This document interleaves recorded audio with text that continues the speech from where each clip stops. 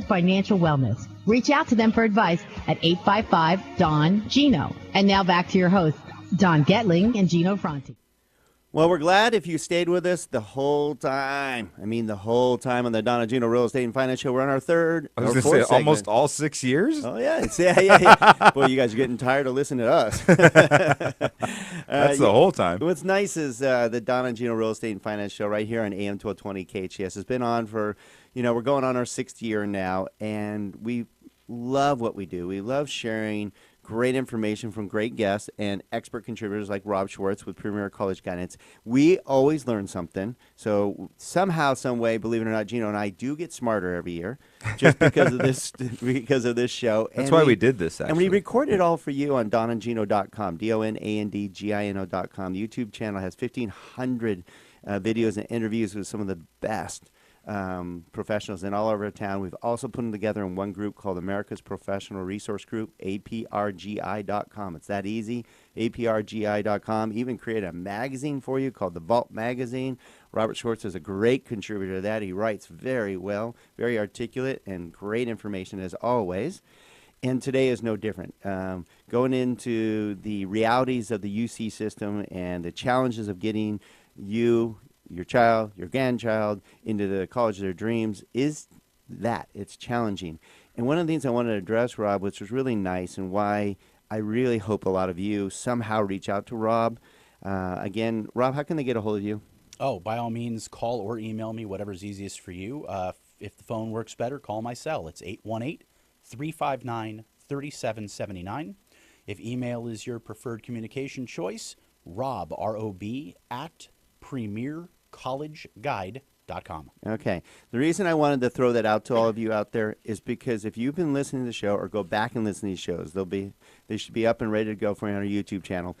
You'll see that the knowledge and the information that Rob provides you can change your life, your child's life, whenever, because you don't know what you don't know. And as Rob explains the idiosyncrasies of each college, the steps that need to be taken, when those steps need to happen, can absolutely take all the stress away, help guide you down the right path, help you choose the right college, and also you also have a partner that can help you figure out how to pay for it.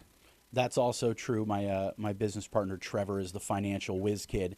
And the beauty of being a partner at PCG is for all my families who say, look, actually our primary concern isn't getting into college, it's how to pay for it. Right. That's the one that would keep me up late at night. No doubt. And Trevor is a whiz at how to get the process started and completed for our families. Families who worry about making mistakes on the FAFSA or the CSS profile. We do it all for you. Ooh, Yeah, there we so go. it's all inclusive here. It really is. Yeah, and it's really important. I mean, obviously the finances are a big deal. And, we've talked about it in prior shows that you can go back to donandgino.com and take a look. Is that, maybe you do have a different alternative at a school that's not as competitive as the UC system to give you a partial scholarship or something along those lines. I can give you a great example of that. We had a young lady we worked with this past year, very mediocre on paper, 3.1 GPA, 22 ACT, which is 1 point above the national average. That is not, she is not a UC-bound kid. She's barely eligible to apply. But she wanted to go to a major urban environment, a big city, for her education. She was also interested in dance as a minor. She's currently in New York City, Pace University, paying $17,000 a year for college. Oh, wow. Guys, how do you live in New York City on 17 grand short of you're in a cardboard box and you have a jar for a restroom? You can't. She's going to college there for 17 grand. Nice. Lives there and learns there. Nice. Nicely done, Mr. Rob. Hey, that's the teamwork at PCG. That's Yep. me getting the right school list. That's Trevor doing the work on the back end to make sure every financial opportunity is checked off for our families. All right, so speaking of opportunity, let's talk about the last piece here. We talked about 5 items. I don't want to leave this one off because I know some people think this is absolutely critical, is the extracurricular activities. Gino, you're absolutely right, and it's something that, going back even in 9th grade, students can actually affect significant change. This is, by definition, anything a student does outside of class. So this would be sports, this would be volunteering, this would be a job, this would be clubs and organizations on or off campus. Literally anything you do outside of class. I have 2 very simple rules. Rule 1 is do what you love.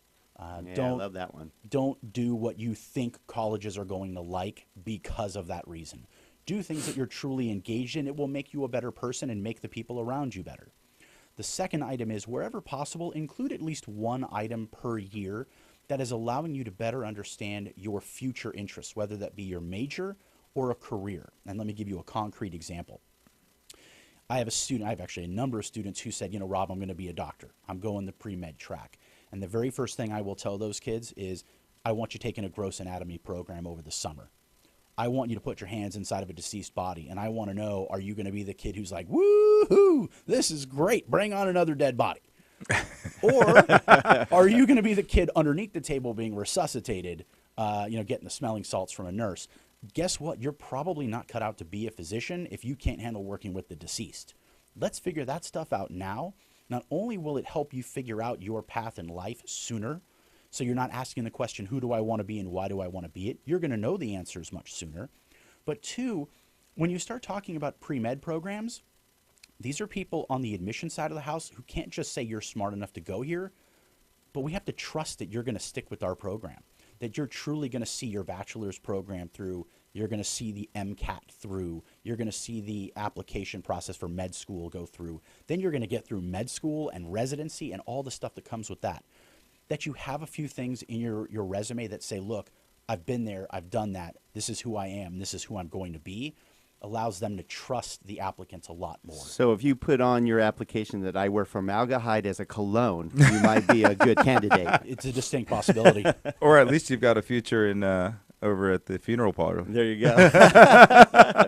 Embalming. Yes. Yeah. Okay. So we only have a little bit of time left. Bottom line is these extracurricular activities are imperative. Not only are they imperative for the list that you're going to give to colleges, but more importantly, where do you think the interesting stuff in your essays is going to come from? No, Right. good point. It's the things you're passionate about. I mean, I guess what's scary is, you look at this and a lot of people are going to say sports is their extracurricular activity. It might have no impact at all. There's hardly a correlation with the sports and the rest of the rest of the schooling they're looking for. So that's when it actually makes it harder to tie it all in. Yeah, that's how Gino didn't make it with his pitching career. Right. Well, guys, I can tell you, I was a tennis player, believe it or not, at my size, for 3 years in high school. And if you said, well, did that help you get into UCLA? I would say my ability didn't. But my leadership skills that came out of it, that I was a captain of a team, that I was the most valuable player of my team, that I was the first person out to practice and the last one to leave, and if I wasn't playing, I was being a great cheerleader to my teammates, that came through in my essay. That made a difference in the application process. So even sports can have a positive effect. Teamwork, leadership, responsibility, those are all good characteristics for kids to have. Well, you have great characteristics by being on our show and giving us great information, as always, Mr. I Rob. appreciate it, brother. Thank you. Now, again, one more time, how can they get a hold of you?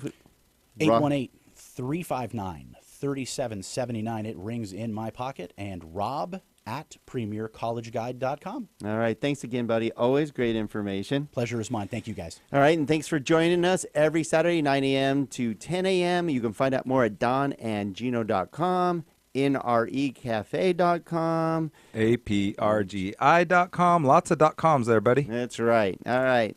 And we thank you for joining us every Saturday. Have a wonderful weekend and Be good humans.